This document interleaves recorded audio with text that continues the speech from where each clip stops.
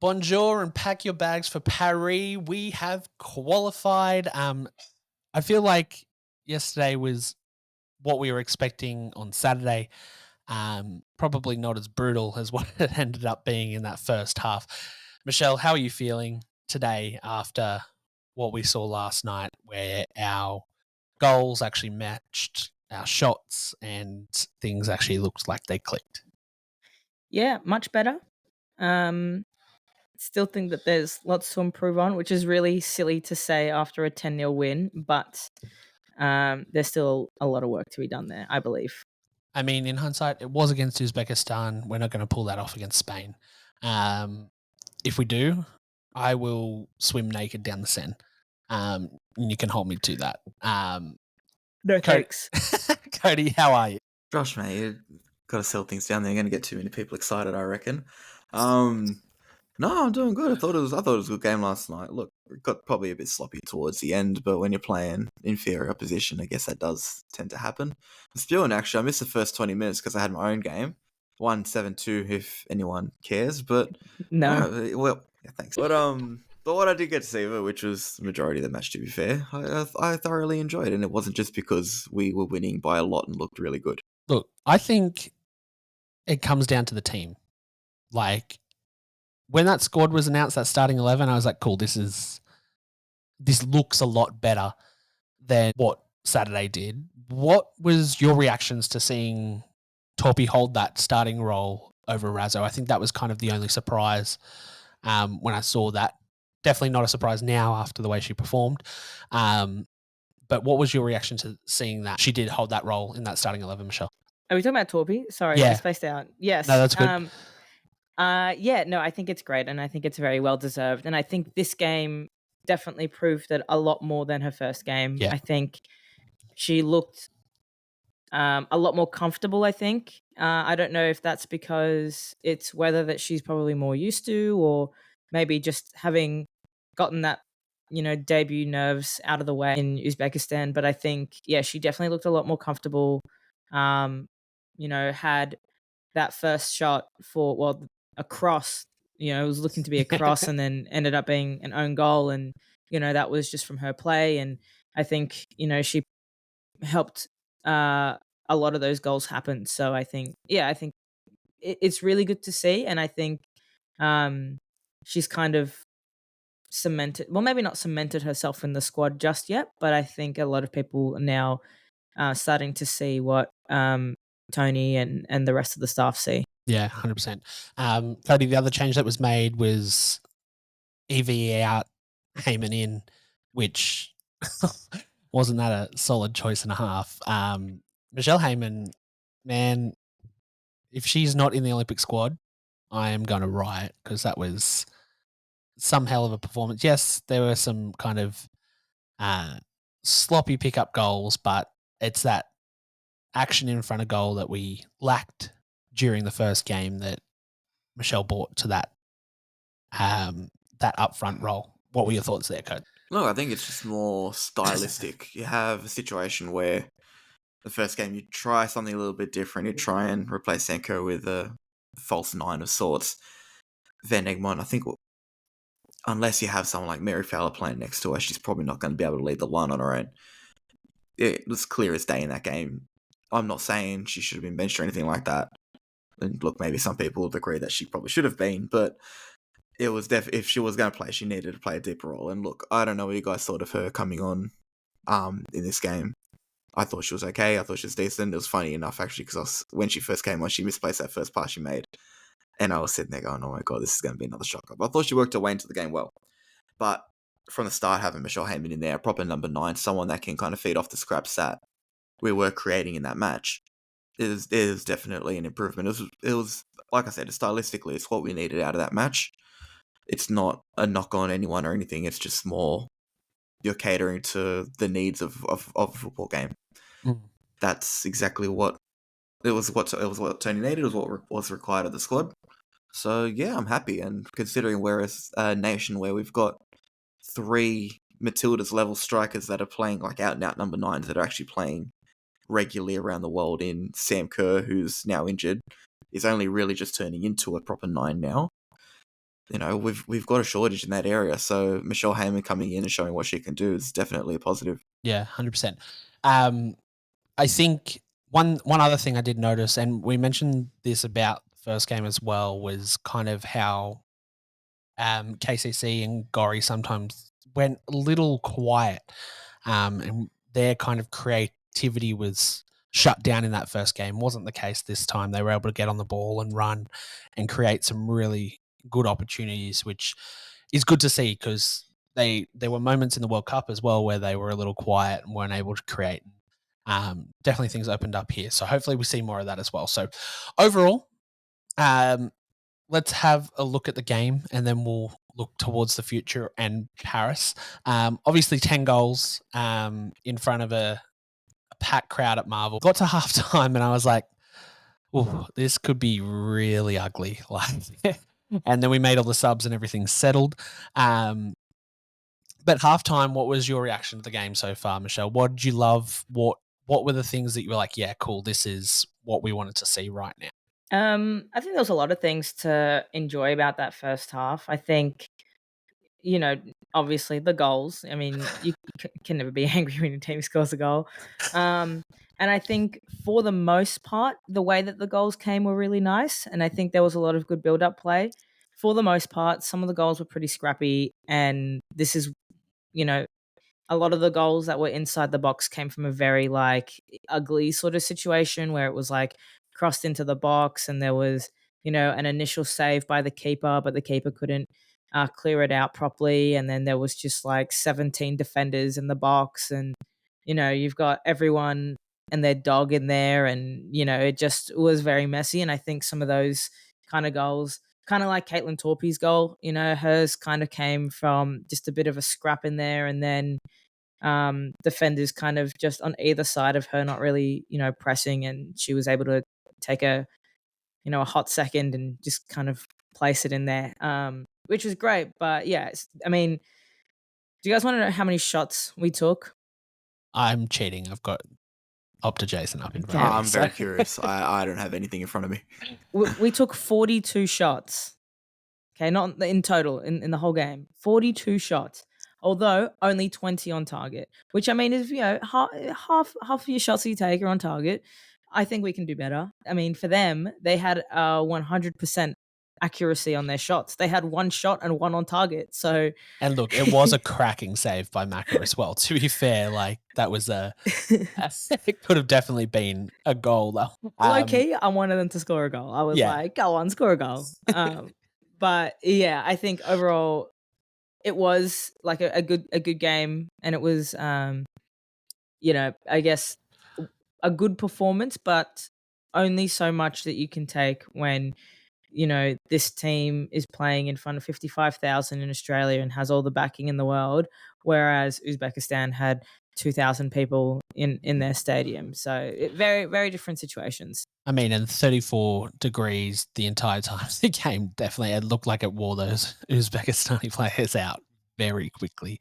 They got to 70 minutes and it looked like they were dead on their feet, some of them, unfortunately. Codes, 2 maiden goals as well in this game. Amy Sayer gets off the mark. Torpey gets off the mark.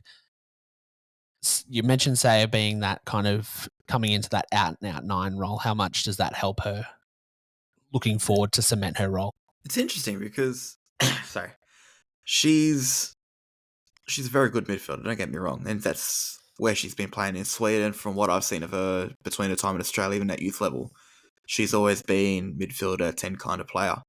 If she can come in and actually play a number 9 as an out-and-out number 9, not the way that someone like Van Egmond or Lagaza would fill the role, it's going to be a good string to a bow because it's an area that we lack.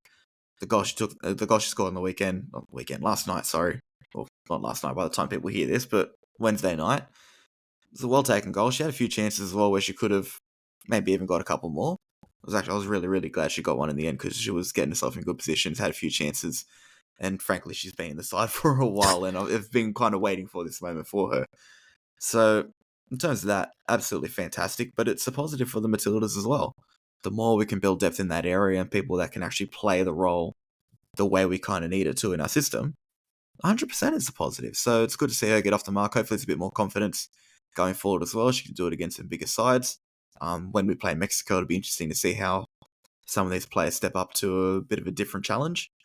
And Caitlin Torpey, absolutely fantastic. Someone who, I don't know if I even said this, like I was a little bit surprised that she came into the side. And to be fair, I was thinking, oh yeah, she'd make a good left back, and she's turned out to be a pretty decent winger. So I'm curious to see what San Diego Wave do with her, if she plays more as a winger or as a fullback, because she does seem like one of those players that was a natural winger that came into senior football and they went, okay, yeah, we're just going to chuck your fullback because we've got better wingers or senior wingers that are going to take that spot and you're not going to get game time ahead of them. Maybe she's a better winger technically and we just haven't seen enough of her in that area. So this could be her making a new name for herself too. Yeah, I think another observation, like we saw how much Ellie ran in that first game up that right side. Having Torpy do a lot of that, Ellie didn't press as high up as she did in that first game either. It was very much a little more maintained. So very interesting, the differences between her and Razzo. She does definitely look a lot more comfortable on that right side as opposed to the left where Ford plays, and just looked a little more cohesive all the way through. Speaking of Ford, really good. She was amazing on the left side. A couple of good runs that off the chest, pass back to Heyman that set up one of the goals through the center was really awesome. But yeah, all in all, looked like a really solid game. Tony's figured out how to use substitutions, guys. And this was a pretty hot topic when we're up 12 goals on aggregate. What were your reactions to these substitutions? Yallop comes on. EVE comes on. Grant comes on later. Let me see if I can remember who else came on. Razzo came on. Razzo and Sayer. Disappointed not to see Lagazo, for one. I think that was probably the prime opportunity for her to get a run. If you're going to take a midfielder off, give someone a run. Yallop played in the first game. Pretty much everybody else had a run that was on the bench, minus those two reserve goalkeepers.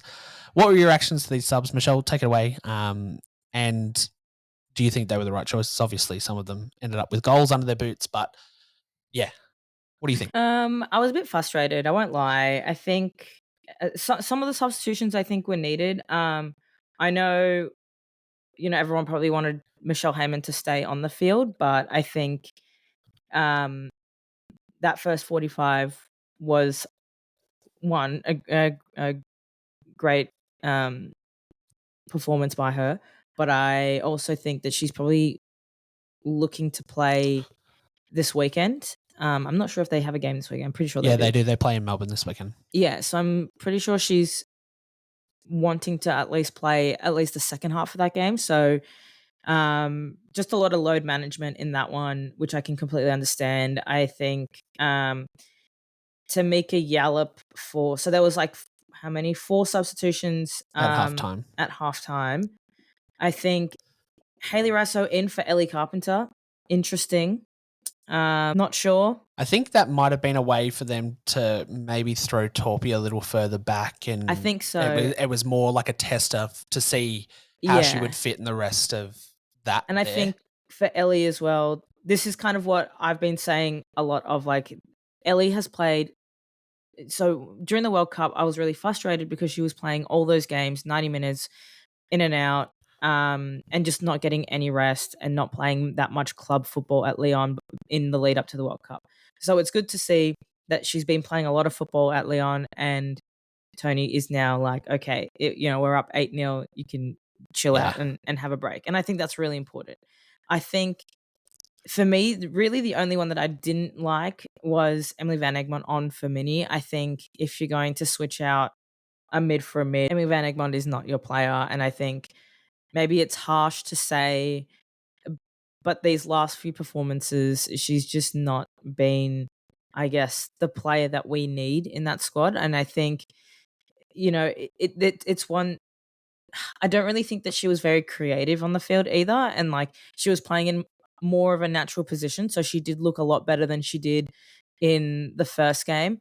Yeah. But I think, I would have loved to have seen Chloe play, is basically what I'm trying to say. I think Chloe deserves a run. I think, she was she's been playing great at Western United. She has been playing a lot deeper at Western United, so maybe that's why. And he was probably like, "No, we want more goals. Set more people up," which is fine. But I wouldn't necessarily put Emily Van Egmond in for that sort of position. I think there was something else I was going to say as well, but yeah, basically, I just don't think Emily Van Egmond is the player for us in that role. I don't know who steps into that role. I think Rasso is struggling a bit. I don't know whether that's because of lack of game time at Madrid. But yeah, I mean, she had a few shots on goal, or crosses put in, and just nothing really went for her. And obviously, she got that goal in the end. But yeah, I worry about her game time at Madrid and how much that affects her Matilda's play. Yeah, and just like this is we're nitpicking here, guys. Like it's one of those things that to a 10-0 victory, we've got to find ways to improve. Because at the end of the day, we're not going to come up against Uzbekistan style teams in Paris. We're going to be up against your Spains and your Frances who are going to take us the full 90 plus and get a result. It just looks like her touch is just like a little bit off. Like there were a few times she tried to kind of be a little bit creative on that sideline, and that first touch just wasn't there. And that once she was running, she was fine, but that first little spark that we saw during the World Cup and everybody like fell in love with just felt a little dull, which probably comes down to the lack of minutes at Real Madrid, which I don't think a lot of people, by the conversations I was having in the Matilda, not playing a ton of minutes at Real Madrid right now. Yes, she's playing in Spain, but she's coming off the bench and not playing full 90s or at least full halves and things like that. Also, just on that quickly, I think people don't understand that Real Madrid and the women's team is not top tier. Like, yeah, they're good, but they came last in their Champions League group, so that it's not like they are, a world-class team. They will get to a good level soon enough with more investment, but they're not Barcelona. Yeah, and it's not just because it's Real Madrid doesn't mean it's the same stature that the men's team is currently at either. It's two different styles of play and qualities as well at the moment in Madrid. Cody, looking at the game as a whole, what are things you think we could improve on? I know, as I said, we're definitely nitpicking here, but we've got to look for those ways. If we want to be competing for a medal, we can't rest on a 10-0 victory and go, cool, we're ready. Because that coming out of Asia, especially against that, I think Japan only won 1-0 over North Korea across aggregate. For us to score 13 says probably the quality of opponent we're up against. Where do you stand on things we could potentially improve on? Looking forward to the next couple of games. This is probably the wrong game to ask after it. Where you go into a game where you are severely superior to the opponent that you're playing against. I was banging the drum that we are a lot better than this team for a while, and I know to a certain extent it may have sounded arrogant. There's a reason why I was hyping us up the way that I was, because it was genuine. We were genuinely going to be that much better than them. The 2 games played out the exact way that I expected it to. We grind a win over there, we come here, and we blow them out of the park. It was, look, I don't want to sound arrogant, it's always going to happen that way. I don't know if I expected 10-0, but it was going to happen. If you're talking about improvement, what do you say out of this game that go, oh, we didn't do this, that, and this right? Most of the mistakes that, or poor areas of performance that came out of this game was in the second half. We lost a bit of concentration because we were 8-0 up. You go out, you're a bit lackluster. It's like, oh yeah, we've seen this game, we've won this game already. Let's just go and see it out. Uzbekistan are in damage control, doing everything they can to shut us down. It's a situation that isn't going to exactly foster a lot of, let's say, exciting attacking plays. You talk about, even you look at Hayley Rasso's performance, a lot of it, I think, you talk about the lack of minutes. That's obviously an issue, but she seems like she's lacking confidence as well. In the first game, even from what I could see, she was getting frustrated every 2 seconds. This game as well, she was making good runs. She was getting herself in good areas. Yeah. She was lacking a final product, and you could see it was bothering her. So there's maybe a few mental things that you can talk about, making sure your concentration's high. making sure you're actually trying to see a game out full 90, making sure you're at the top of your game for a full 90. But this wasn't a game that was set up for that anyway. These results always happen where you blow a team out of the park in the first half. You go in the second half, and it's like, oh yeah, we'll just get one or two more for good measure. It's never going to be the same. It's so. In terms of what we can improve, I genuinely don't know, and I don't say that because we're perfect. I say that because this isn't like what you see how the Matildas play in this game. We'll go to a game against France, Germany, Spain, and it'll look completely different. You'll see holes in our team. You'll see areas that we do need to improve on. But a game like this, it's harder for those things to kind of come to the surface. Yeah. I can talk maybe from a general point of view where I think we could improve, and even then I'd struggle to come to my head a little bit. But also, it's like we're playing a team that is so far lower than us in rankings and investment and stuff like that, where sometimes you regress in your like performance because you're playing. That's what I mean by what happened in the second football. half. We were up 8-0. Of course, we weren't going to come out the same way. You don't need to, really. I also think they improved in the second half, to be fair to them. 100%. And when they got their new goalie in, I think I think she made some really good saves. The first one, I was going to say that first mistake she made, I said, this isn't good. Girl, please. Especially because she came out so fired up and she was so ready to go. We were joking, the people I was watching, we were joking, saying that like she was actually the starting goalkeeper and she's lost her spot. And so she's like fired up, ready to claim her spot back. Yeah.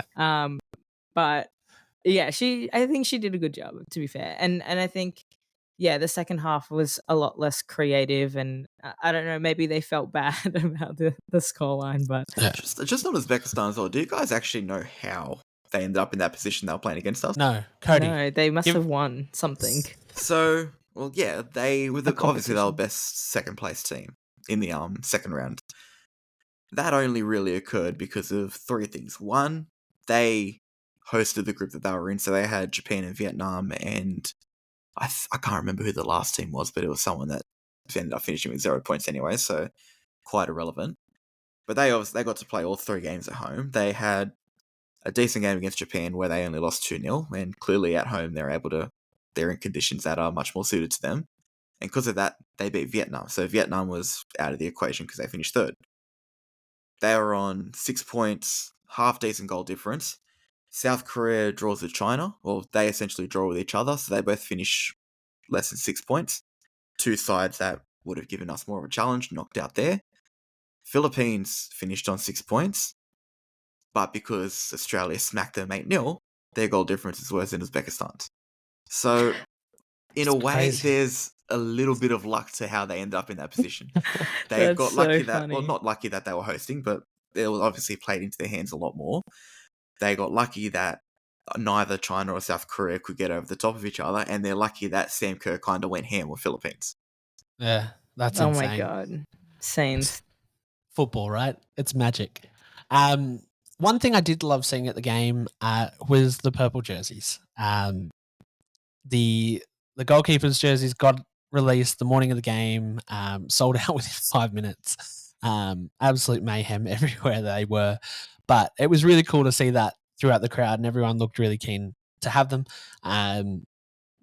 Fingers crossed we can get more out there because that would be really cool to see. Melissa Barbier that has been able to make that impact. I don't know what you guys think, but I like that. I think that's cool. Yeah. I mean, it's a catalyst of a movement, right? Like the same thing's happening with Mary Earps right now in the UK. Like it's that thing. But you look at Mary Earps, and look, I can't say I'm familiar with historical English female players. She probably is England's best goalkeeper of all time. Whereas, do you know who's above her? Well, the previous goalkeeper, KB, was the starting goalkeeper, and my knowledge doesn't go that far back. She was pretty solid. She's retired. She had to retire, but she was. I reckon she's still a better goalkeeper than. Well, that's fair Mary enough. I genuinely didn't know that. That's knowledge gap in my brain. But yeah, I think it's just one of those things that just it's kind of where women's football is at right now, right? We went to the biggest stage of the game in its history right now, and Mackenzie Arnold step up and did the heroics during that shootout that kind of made that catalyst for her to be front and center. Okay, you're presented with a moment like that. You step up the way you do. She may not be the Matildas' number one goalkeeper of all time, but that's probably the number one moment from a Matildas keeper that we have ever seen. It's also the same with Socceroos, right? Andrew Redmayne making that one save to pretty much Oh, of course. He's let the played, 3 Socceroos games go with through. Socceroos? Literally, like sometimes it's not always the best keeper, but sometimes they do create, like you said, like the best memories and the best moments. I'd put it in another, because look, Andrew Redmayne's not. You wouldn't consider him a Socceroos legend or anything. It's just like No. like it is genuinely one moment. But let's just say John Aloisi. He was never really a starting player in the Socceroos or anything. Like, he was never going to be ahead of Mark Viduka or anything like that. But people put him in legend status and as one of our top players ever, because he was able. He just distracted me leaving. I'm going to continue anyway. He's considered as a legend of the Socceroos because he scored that one penalty that sent us to a World Cup in 2000. That's kind of what I'm saying. Definitely. I think Mackenzie Arnold she's still, like, I mean, she just turned 30, so, and goalkeepers tend to have a longer career than most players, I'd say. But yeah, I mean, I think the goalkeeper shirts thing is awesome, and it's been a long time coming, considering people have been asking for these shirts for decades, and it sucks that, there are so many people who missed out. It sucks that, you know, whoever was at fault with this sort of situation, you know, didn't understand the reach, and I guess the demand for the shirts. Although I will say this, the purple shirt is the ugliest one. I did buy one. It's the ugliest one. The black and the pink one are 20 times better. I want that pink shirt so bad.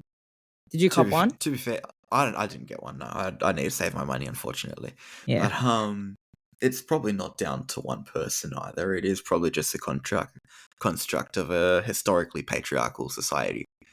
That's why we weren't getting assault. So yeah, well, I'd say, what can you do? But you can change the system. That's probably the best response you can give to that. But yeah, I think overall, like, cool stuff to see. I did get Wyman on the back of my shirt. I still wanted to make her debut. You want to talk about subs? That's one sub I wanted to see. Yeah, see, this is what I will say. I want to see her make her debut in Sydney. I don't want it to be in, like, That's just Melbourne. because you're selfish and you want to see it. Exactly. I've never denied it, Cody. I've never denied it. Well, Lagazzo not returning then. At least that's not something that Melbourne got instead of Sydney. Yeah, well. Sure.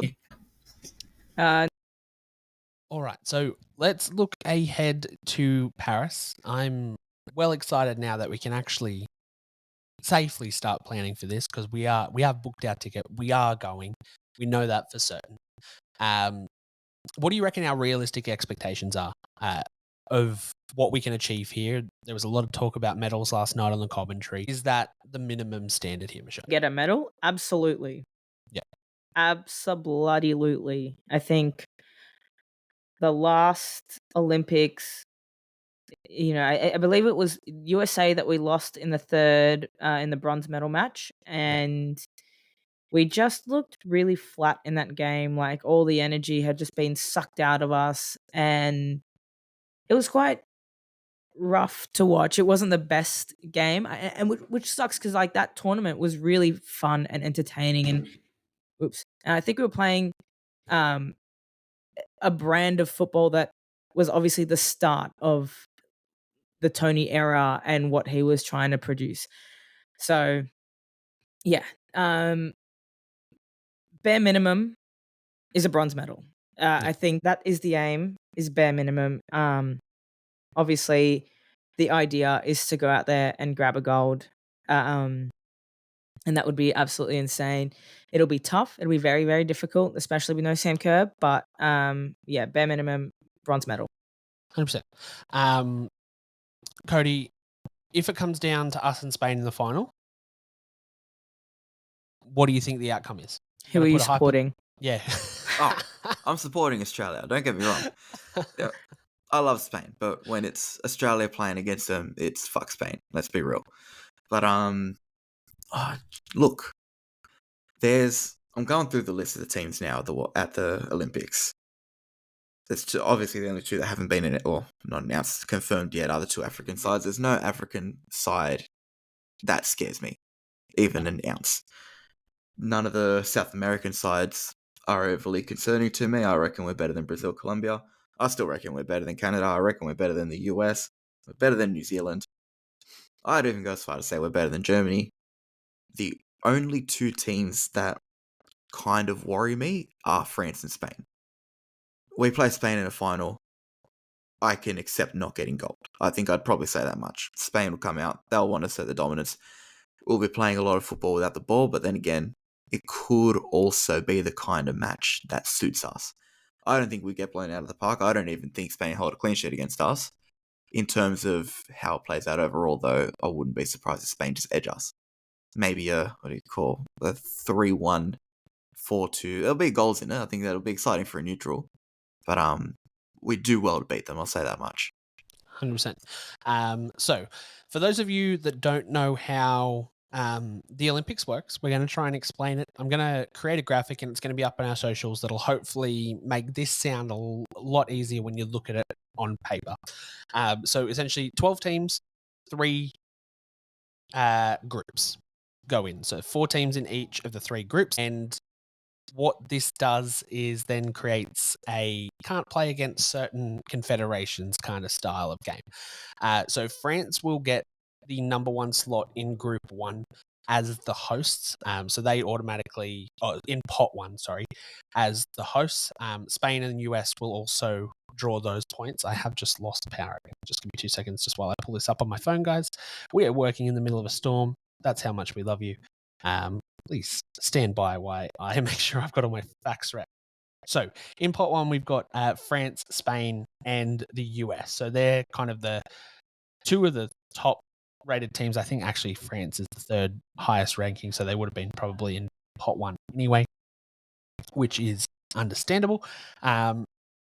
In pot 2, we're going to have Germany, who have just beaten the Netherlands overnight, Japan, and Canada.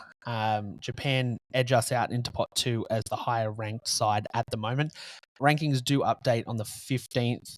The draw is done on the 20th, but we will not jump Japan just due to the strength of the matchup we had.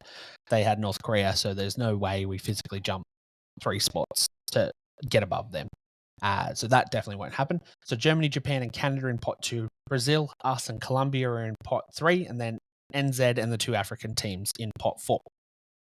So how this works is we go through a draw and they just pull balls out of a pot, essentially put them all into groups.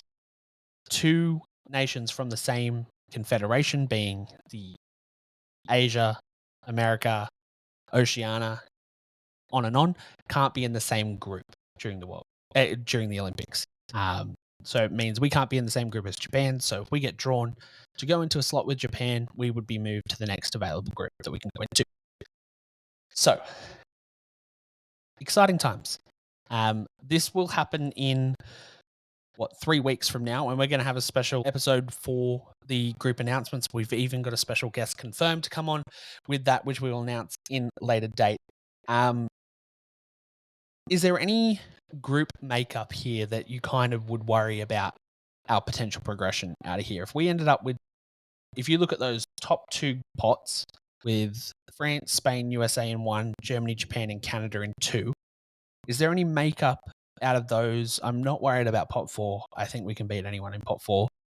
But is there any way you see us kind of struggling to get out of groups if we've had 2 certain teams kind of in our group that would give us a run? Cody? I don't see it. Can you go through the pot 2 teams with me again? You got what? Germany, Canada. Japan, Canada. Well, we can't play Japan. Yeah, so we can't play So Japan. it's only so Germany Germany and or Canada. Canada.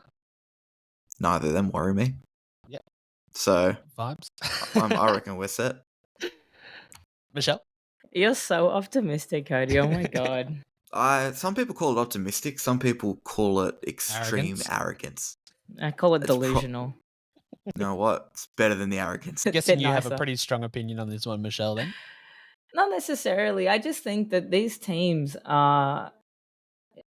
I think they look a lot stronger than maybe than what we're seeing. I think. Yeah. You know, I think Germany might be the one where it's that we could beat them. And that's purely because the way that they played in the World Cup was just, below average. And it just wasn't good. I mean, I think they that's the couldn't thing score that against South Korea, was it? Yeah. Yeah. I think that's the thing that worries me about them and the USA is that they're coming off atrocious World Cups by their standards. So they're at the next big international tournament with kind of a chip on their shoulder almost. And USA also just lost to Mexico 2-0 in the Gold Cup, Copa So Oro. very, very interesting things happening around the world. Obviously, no Netherlands, no Sweden, no Great Britain, which is huge. Going off that, we're going to go into a little speculation. We're going to put our coaching hats on. We asked you guys on Instagram and Facebook to submit your 18, who you think your squad would be that you would take. All three of us have created our squads that we think we would take. Michelle, you've got yours in front of you, so I'm going to start with you. Actually, let's go through positions because I think this is probably a good way for us to build it. Sure. Michelle, who are your goalkeepers that you're taking? Okay. My goalkeepers that I'm taking, and this may be, unpopular decision. It's probably a good thing to preface. Tony did say in a interview, guys, that he's taking 2 goalkeepers, 2 central defenders, 3 central defenders, 3 fullbacks, 3 wingers, 3 forwards, 3 midfielders, and a utility player. So that's what we're basing our squads off right now. So your goalkeepers, Michelle? My goalkeepers in starting position, I have Mackenzie Arnold. And in substitution position, bench position, I have Jada Wyman. I knew you were going to go different. Cody, I'm guessing you've probably got Arnold there as well. Are you Team Wyman or Team Micah? Team Micah. Yeah. You guys have heard me on the pod. I am a very, very big fan of Jada Wyman. Definitely not someone Number I'm going one to fan disrespect. girl, some would say. But no, but I still think Micah's a fantastic keeper. As a number 2, a little bit more experience. I do want to see Jada Wyman get a debut eventually, though. Like, this girl's been in and out of the squad for the last 5 years. Just give her a game, man. I want to see how she goes at Matilda's level. The only reason why I've got Jada in there over Tegan Micah, because I was tossing them up, is purely because Jada Wyman has been playing a lot more frequently than Tegan Micah has. And obviously it's different with goalkeepers, but that was purely like what edged her out. Yeah, that is understandable. I had that same reasoning for some of my other selections through the rest of the team. Let's jump to that centre-back position now. Wait, who are your goalkeepers? Yeah, I was going to say, my goalkeepers are Arnold and Micah. Sorry. Yeah, okay. I've gone Team Micah. Yeah. All right, let's go to centre-backs. We've got 3 here. I've gone Hunt, Kennedy, and Lewick as my 3. Just because I believe that I'm not taking Polkinghorne. We saw her got run over in the World Cup. But I don't think there's anyone, like, obviously we've got time. We've got 6 months between now, but I don't see anyone at that level to jump in right now to fill that slot. So, yeah, that's why I've gone Harvey. Michelle? I went Claire Hunt from Paris Saint-Germain. I've gone with Manchester City's Alana Kennedy. And I've gone with everyone's favourite Queenslander, Claire Polkinghorne. Mostly because I trust Polks more than I do Lewick. And that's not to say Lewick's a bad player. I think she's a great player. I just have not watched her play all that much, to be honest. Yeah. I think we're looking very similar, Josh. I've got the same centre-backs as you, Hunt, Kennedy, and Ivy Lewick. To be fair, I haven't actually got Polkinghorne anywhere near this squad. I listed down a few players that I think could come into the side should they need to if anyone's got any injuries. I'd have probably Winona Heatley, Matilda McNamara, and Charlotte McLean before I'd pick Claire Polkinghorne. I think she's You're just dropping a hater. herself. I'm not a hater. I just think she's at a point. If she came to the A-League tomorrow, I'd be excited as anything. Fantastic. It'd be great for the league. It'd be great to see her up in person. But we've got a good pool of centre-backs now. I don't think we need to rely on her. I think, look, she's probably past being a out-and-out Matildas player. We've got other options. I know Evie looks a little bit older, but she's still, it's like a fine wine. She's aging very, very well. She's playing Champions League football. She's playing well. She's good with the ball at her feet. Probably doesn't have that little bit of pace, but she seems to be a bit more intelligent in her older years. Positioning. Yeah. So that's where my reasoning is. It'll be interesting to see when they start bringing in new centre backs. Yeah. And I think they need to start doing that soon. That's the 100%. Mexico game. I wouldn't bother bringing Lewick or Polkinghorn into it. Give one of those other centre backs that I named to go. Yeah. See 100%. something different. See if there's someone else that can push onto it. Definitely. Just on the outskirts of this 18, there are 4 other people that do get named as injury replacements for the Olympics. So one has to be a goalkeeper, and then you've got 3 other people that do get named. So there's a chance that we'd see some of these outliers in that 4 provisional that will still travel to Paris in case of an injury. All right, let's go to our fullbacks. I think we've probably got the same 3 here. I'd be very surprised if we do have a difference here. Catley, Carpenter, Grant are my 3. Michelle, nodding along. Yes, I have Arsenal and rightful Matildas captain, Steph Catley. Coming in second to that on the list that I have written down in no particular number order. Everyone's favourite person to keep the clean sheet, Ellie Carpenter. And unfortunately, she plays for Spurs, but that doesn't matter because she's Charlie Grant. We are paying Michelle extra for this episode, guys, just so you're aware. Cody, I'm guessing you've got the same 3 as well. I'd be surprised if you went another direction. Yeah, do I need to even go through it? It's literally the same people. All right. Yeah, the midfield is probably where we're going to split up. A lot of you that submitted your squads to us, there is probably a name in this or the forwards that you all had that we definitely will not have near our squad. You've heard us talking about it a million times. But my midfielders are Gorry, Cooney Cross, and I've got Lagazo in there as well. Michelle did change my last minute mind because I actually think that given the season, I think she's going to be in a better spot ahead of Tamika Yallop. Kind of form-wise to carry on through. So that's why I've gone Lagazo ahead of Yallop in the mids. Michelle? Yeah, I've got from Sydney to Western United, breaking Michelle Morris's heart, it's Chloe Lagazo. From breaking Michelle Morris's heart at Melbourne Victory and then going to Arsenal and leaving her confused, it's Kyra Cooney Cross. And my other midfield that I've chosen is everyone's favourite mother, Katrina Gorry. Yeah, I went with Chloe.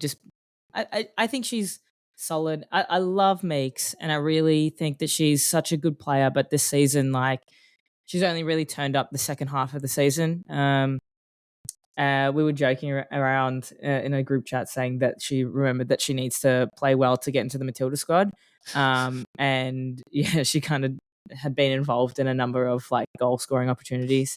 So I do think that there is a spot for Tamika Yallop to still go as maybe an injury replacement or something. I do think that her leadership is what's needed in that squad. I do think Chloe just is perhaps in better form.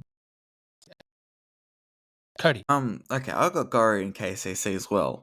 I've got another name that I've actually put in my 18 that hasn't been mentioned at all yet. Interesting. Take it away. Get ready to boo. Claire Wheeler. Oh, we're not booing for that one. We love this one. We love Claire Wheeler. I'm surprised neither of you's brought her up even as a potential option. I would say that she'd be on my list for an extended squad. Yeah. Look, I look at our top 3 midfielders. Tamika, inconsistent. I brought out Chloe Lagazo. Probably, look, I think it's just more the fact that we haven't seen her in a Matilda squad recently. But Claire Wheeler as well, she's playing one of the best leagues in the world. She's one of Everton's more consistent players. As the season's gone on, she's been getting more game time in a natural position. It's a player that I don't think you can kind of drop, even though Tony almost criminally underuses her. She's someone I would have liked to have seen come on Wednesday. The argument that we can't choose Chloe because we haven't seen her Matilda shirt recently. I mean, Claire Wheeler is in the exact same position. To be fair, I know. It's probably not the best way to word it. I just think, I think I'd put Claire Wheeler above Lagazo. Interesting. And that's why we're Claire having is discussions. a much more creative player than Chloe, I think. I think she's got 2 strings to her, but I reckon she can do the dirty work in a 6 as well. Oh, definitely. Yeah. 100%. There's versatility there. Yeah. That's It's good okay for a to shortened have an squad. opinion. I'm going to put her in Cody. as my... I'm going to put her in the Utility. squad. Don't worry. There you go. Yeah, she's going to be my She had- utility She had player. a question mark. She had a question. That's why you left one spot free, eh? Yeah. Let's use the old noggin. It's all right to have an opinion, Cody. Even sometimes when it's wrong. It's okay. But was I wrong? No. You were right. But I'm not I changing. may the not have been squad right, for but I wasn't wrong. All right, let's head out wide. Now these are, I think the wings and the forwards are ones that we've kind of got interchangeable depending on how we see them play. So you're probably going to see some names that I have that Michelle might have as forward, XYZ. Not going to change it. It's okay. I've got forward Razzo and Vine as my wingers. I think if Courtney is fit is probably the biggest thing. If she kind of bounces back to the form and she's not got those niggling injuries, I think she's a shoe-in. But yeah, that would be my 3 out wide. Michelle? Yeah, so I've gone with Rasso, Vine, and Torpy. I think, Caitlin's made a name for herself in this, these last games, and I think she's good enough to come in. Yeah. And also, yes, same with Vine. It kind of sucks because obviously she's pulled out of this tournament. She was injured during the other tournament, like the one in Perth. So yeah, if she stays fit, then I think she's maybe not necessarily a shoe-in, but an option. Yeah. I got Ford, Rasso, and Vine as well. Pretty basic. 2 options that I've kind of put in there though. If let's just say someone does get injured, Daniela Galich and Princess Abini. If someone's got to come out, maybe Caitlin Torpy would be a little bit ahead of him as well. But I wouldn't be surprised. Like, let's just say we have a few injuries. I'd actually back either of them to come into the squad. Wouldn't be my first picks. I wouldn't back Princess Abini to come in. Really? No. So, she's someone I'm quite big on. I actually think she can do a job at Matilda's level. I think she's a bit underrated. She underperforms like consistently and doesn't run. And has now missed 2 penalties. Has had 2 penalties saved, I should say. I mean, Sam Kerr misses penalties all the time. We don't Yeah, hold that Sam against Kerr her. is terrible at penalties. But no, I don't personally like watching Princess play. She just gives off this vibe that she doesn't want to be as like high level anyway. Like I think she's really happy at just playing at an A-League level, which is fine. Like she doesn't need to, do anything crazy. But I think she's too inconsistent in her form throughout the game. I mean, if I had to pick between the 2, I'd probably still lean towards Daniela Galich anyway. Yeah. I mean, she was brought in as that train-on squad player, so potentially we'll see it.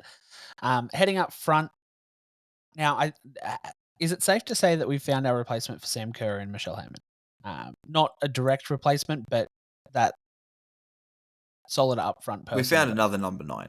Exactly. That can score goals. I'm pretty sure Michelle Heyman played years ago because Sam Kerr got injured. So it's just history repeating itself. I've got Fowler, Heyman, and Amy Sayer up front. Cody.